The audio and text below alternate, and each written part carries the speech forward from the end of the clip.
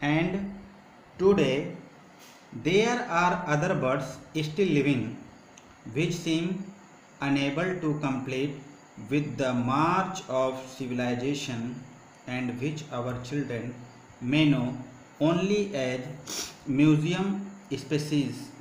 Should not their voices be preserved before it is too late? And today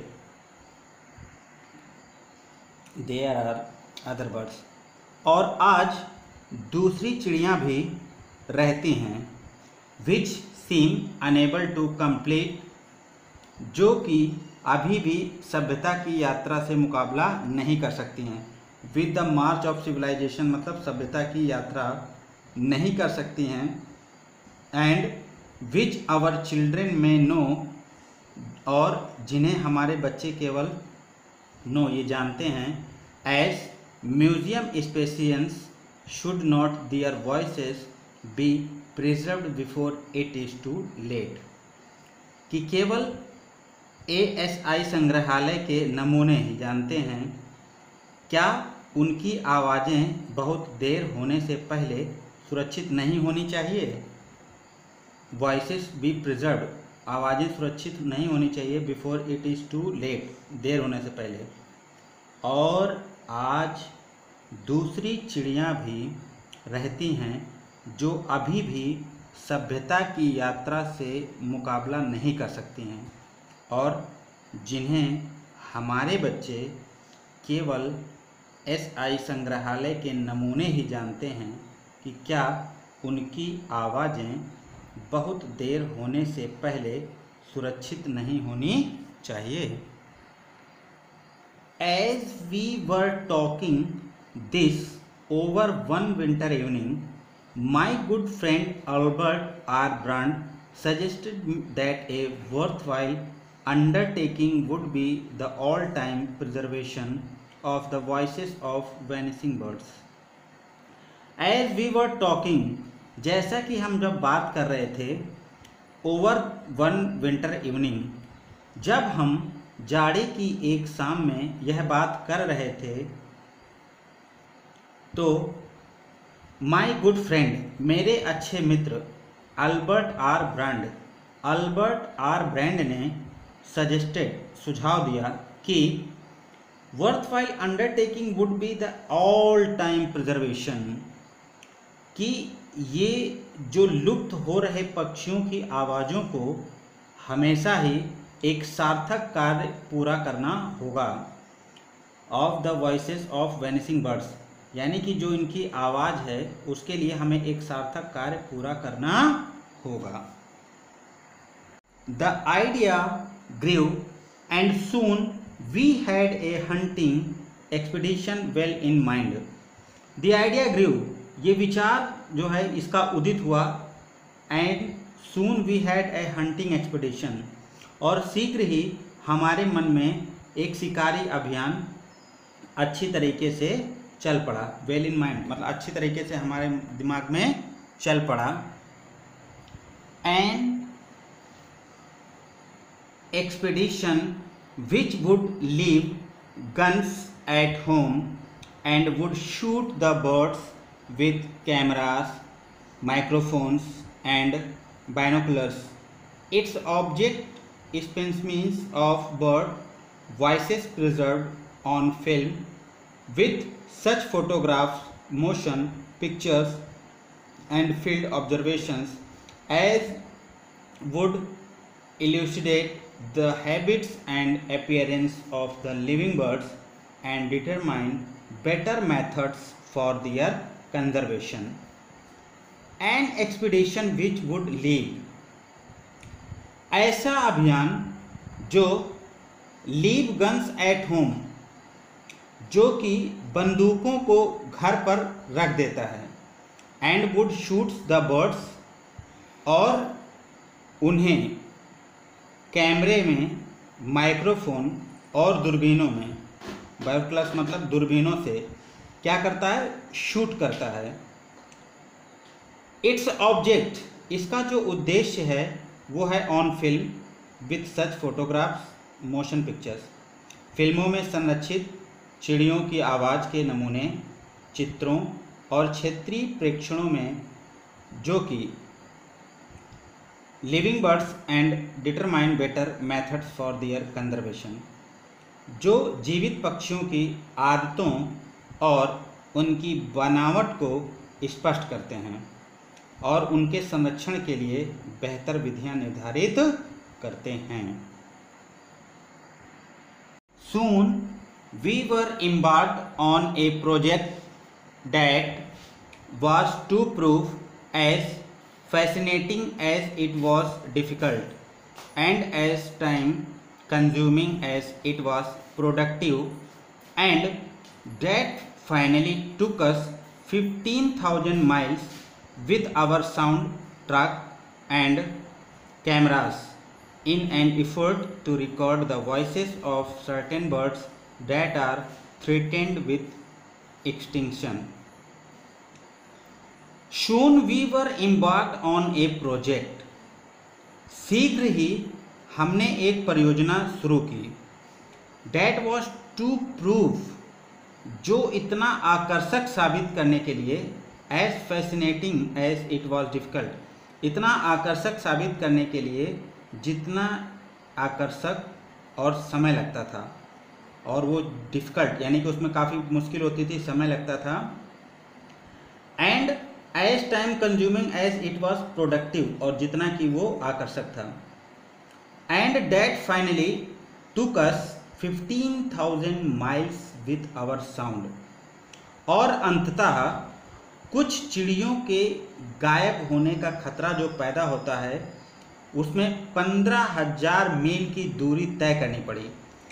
15,000 miles with sound truck and cameras and effort records the voices of certain birds that are threatened with extinction, जिसमें हमको खतरा पैदा होता है, और अंततः कुछ चिड़ियों के गायब होने का जो खतरा पैदा करने वाले चिड़ियों की आवाज़ रिकॉर्ड करने में हमें 15,000 मील की दूरी तय करनी पड़ी। It must be realized that when the song of a bird is amplified enough, every other sound is amplified to many a time. Records of beautifully clear songs are rendered worthless by the passing of an automobile a block away, or even by the rustling of a slight breeze among the leaves. The whispering lips of the poets are shouting lips to the sound recorder. The babbling brooks no longer babble, they roar. It must be realized that when the song of a bird is amplified enough, यह समझ लेना चाहिए कि जब किसी पक्षी के गीत का काफ़ी वर्धन हो जाता है, एम्पलीफाइड इनफ, काफ़ी वर्धन हो जाता है, तो every other sound is amplified too, तो दूसरे आवाज़ का भी मान लिया जाता है। Many a time records of beautifully clear songs are rendered worthless by the passing of an automobile a block away, और even by the rustling of a slight breeze among the leaves. तो कई बार सुंदर स्वच्छ गीतों के record में किसी motor के एक भाग को, ऑटोमोबाइल, किसी मोटर के एक भाग को, अथवा यहाँ तक कि लीव्स, पत्तियों या पत्तों में हल्की सी आवाज़ की सरसराती से गुजरने से उसे व्यर्थ लगता है। The whispering lips of the poets are shouting lips of the sound recorders. Babbling brook no longer babble they roar. कवियों की फुसफुसाई जो पत्तियां और जो ध्वनियों का रिकॉर्डर को सुनाई देती है, बड़बड़ा, और जो ब्रूक, बैबलिंग ब्रूक्स, बड़बड़ा ब्रूक्स, और अब बड़बड़ाना, वो क्या करते हैं? दे रोर, वे अब दहाड़ते हैं। Never shall I forget the experience of lying prone for 4 hours on a flat rock at the edge of Box Elder Canyon, a few miles north of Fort Collins, watching and waiting for a golden eagle to return to its eyrie. Directly below me, the cliff fell away 750 feet, while the nesting edge was only 60 feet down. I was covered with one of our grass blinds so that the eagle would not see me. Never shall I forget the experience of lying prone for 4 hours on a flat rock. किले के Colin के उत्तर में, लिखा है north, miles north of fort Collins, watching and waiting. किले के Colin के उत्तर में कुछ मील दूर एक चौकोर चट्टान पर 4 घंटे तक ग्रस्त लेटने का अनुभव। नेवर शैल आई फॉरगेट, मैं कभी भूल नहीं सकता। Never shall I forget the experience of lying prone. मैं उस किले के कोलिन के उत्तर में कुछ मील दूर एक चौकोर जो कि चट्टान पर 4 घंटे लेटने का 4 आवर्स एक्सपीरियंस, मैं कभी उसका अनुभव कभी भूल नहीं सकता।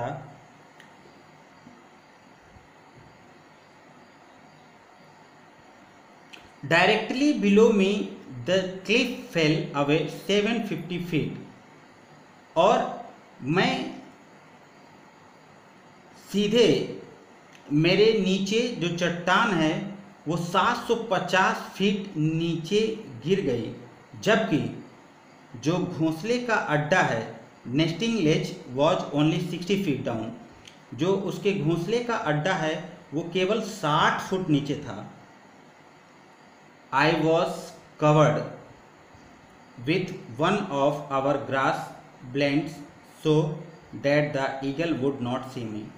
I was covered, मुझे हमारे घास में जो क्या था मैंने उससे अपने आप को ढक रखा था। I was covered with one of our grass blinds, मुझे हमारे घास में से एक के साथ कवर किया गया था ताकि जो ईगल है, वो बाज है, वुड नॉट सी मी, वो मुझे नहीं देख पाएगा, जिसकी वजह से वो मुझे देख नहीं पाएगा।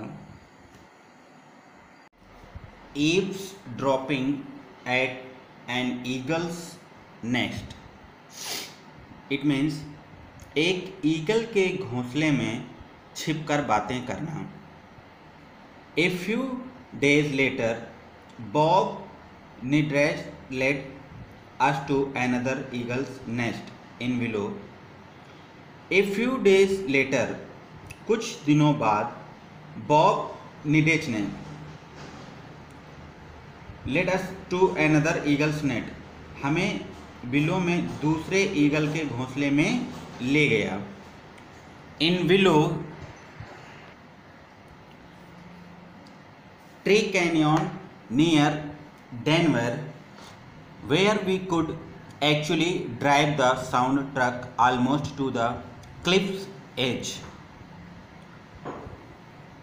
डेनवर के पेड़ जो है कैनियन नियर डेनवर, डेनवर के पास के पेड़ कैनियन में, where we could actually drive, जहाँ हम वास्तव में ड्राइव कर सकते थे। और कहाँ पर? ऑलमोस्ट द क्लिफ एज, चट्टान के नीचे किनारे पर। डेनवर के पास के पेड़ कैनियन, जहां हम वास्तव में चट्टान के किनारे तक ध्वनि ट्रक ड्राइव कर सकते थे। We padded the microphone lest in strike a rock and let it drawn about 60 feet on its cable to the nesting ledge. हमने माइक्रोफोन को पैडल से बंद कर दिया, नहीं तो वह किसी चट्टान को छू ले 60 फीट, और केबल पर 60 फीट नीचे, 60 feet on its cable on the nesting ledge, 60 feet नीचे घोंसले के किनारे तक ले जाए। Then the conquering the trucks in the group of pines nearby, we spent the night on the bunks within them. वहाँ pines के कुंज में ट्रकों को छुपाते हुए हमने रात को उनके अंदर की बंकों पर बिताई। विद इन देम, उनके बंक्स उनके बंकों पर हमने। The next morning at daybreak we clamped on the earphone to learn what was happening at the nest, which of course we could not see. It was interesting to hear the many species of bird in the canyon below greet the new day with their various twittering, scratching of carols. The next morning at daybreak, अगली सुबह, we climbed on the earphone to learn, हम earphone पर learn what was happening at the nest, घोंसले में क्या हो रहा था जानने के लिए उसे हमने स्थापित किया, क्लेम किया। Which of course we could not see, जिसे हम वास्तव में नहीं देख सके। It was interesting to hear, ये बड़ा रुचिकर था ये सुनना। The many species of birds in the canyon below greet new day, कि नीचे घाटी में पक्षियों की बहुत सी प्रजातियों, वेरियस बहुत सी प्रजातियों, ट्विटरिंग, स्ट्रिंजिंग और कैरोल्स की चर्चा रोचक थी। जो बहुत सी प्रजातियां थीं उनकी चर्चा उसके बारे में करना ये बहुत ही रोचक थी। About 7:30 a loud cracking in the mic told us that the eaglets had arisen and were doing their daily dozen jumping up and down on the nest and fanning their wings. About 8 o'clock they began to scream, and looking out of the truck windows we could see one of the parent birds coming out of the east. In majestic circles it sailed over the canyon, looking the ground over to make sure that all was safe from its talons, dangles, a large jackrabbit.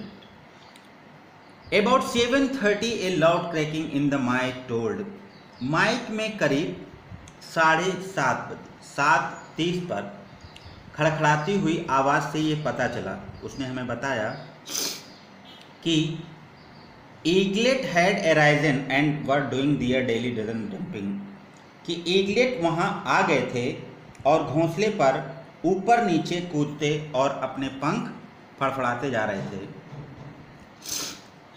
About 8 o'clock they began to scream, and looking out of the truck windows we could see. करीब 8 बजे, यानी कि 8 बजे के करीब वे चीखने लगे और ट्रक की खिड़की से बाहर झांकते हुए हमें पूरब से बाहर आने वाले एक पक्षी दिखाई दे रहे थे। आउट ऑफ द ईस्ट, पूरब से।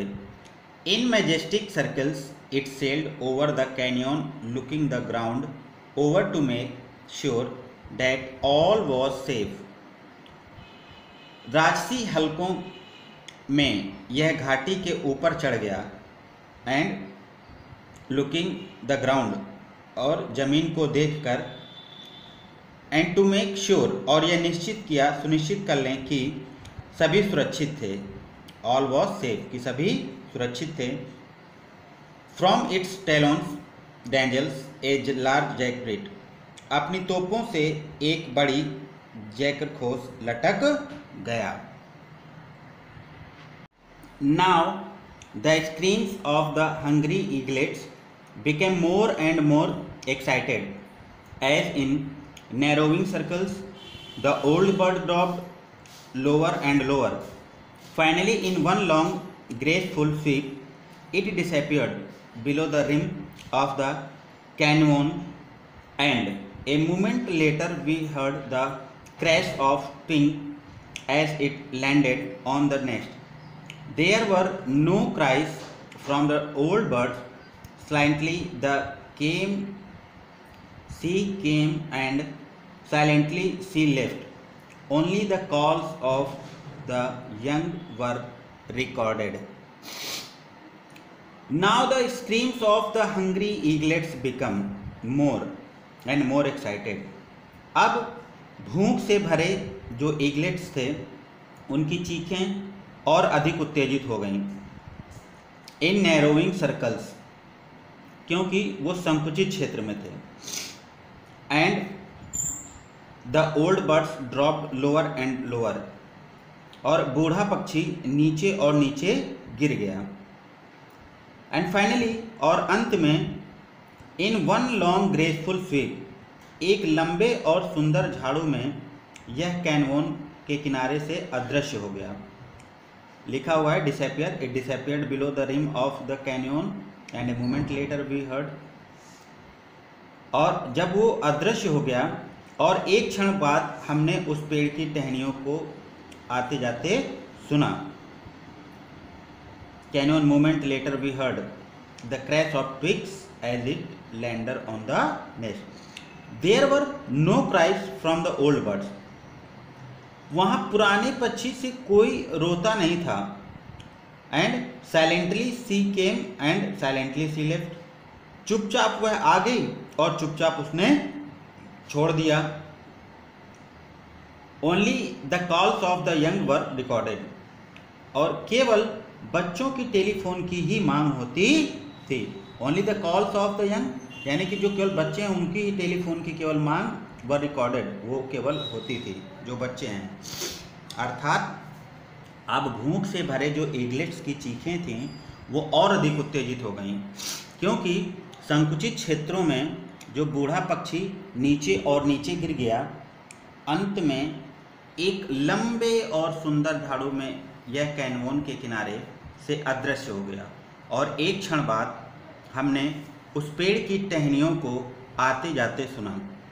और जो पुराने पक्षी थे, कोई रोता नहीं था, वो चुपचाप वहाँ आ गई और चुपचाप उसने छोड़ दिया। केवल क्या है कि जो बच्चों की जो टेलीफोन की मांग है, बस केवल वही होती थी। The only calls of the young were recorded. तो प्यारे बच्चों, इस प्रकार से आपका ये chapter number 11 hunting with A microphone complete होता है। आप इसे घर पर पढ़कर इसके बारे में और अधिक अध्ययन करें।